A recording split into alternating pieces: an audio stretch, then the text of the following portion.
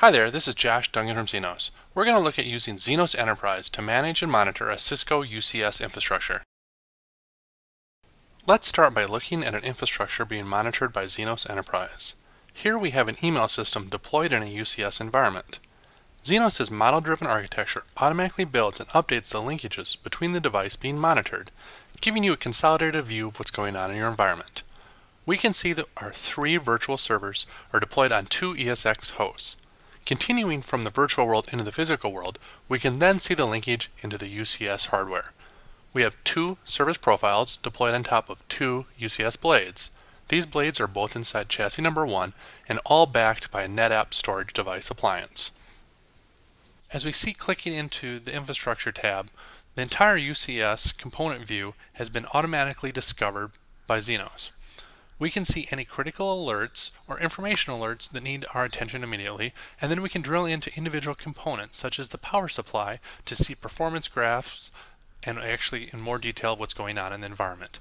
For example, here we can see temperature, we can see current information, we can see voltage supply, any changes in the environment that we need to be aware of on the hardware side.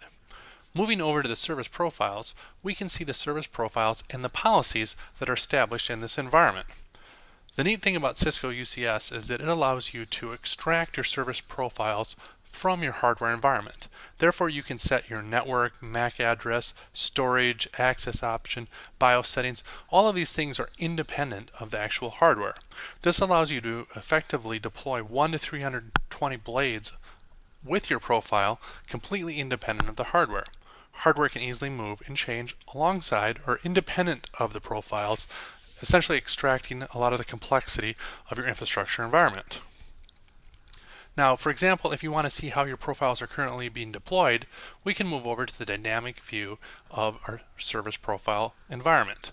So looking at our UCS clusters here, we can see that on chassis 2, we currently have 4 blades and which blades are running which profiles. For example, we can see that blade 2 has ESX2 profile run in it, and we can see that blade 3 has no profiles running against it at the moment. This could be because blade 3 is set up as a redundant environment or a backup environment, or it could be because blade 3 is currently offline receiving maintenance. Moving back to our email example, this could be a scenario where we need to provide more memory to the system. Blade 3 could be offline being upgraded for more memory. Once it's put back into service, we can move the email profile over to blade 3, increasing the performance and availability of that system. Finally, looking at the Zenoss report options. The hardware inventory report allows you to quickly identify which hardware is in place today and how to best accomplish an upgrade. Free Slots quickly answers questions on upgrade capabilities. We believe that Cisco Unified Computing is a powerful tool for helping data centers move to the next generation of server hardware. Zenoss is ready to help customers move today to Cisco UCS. Thanks for your time.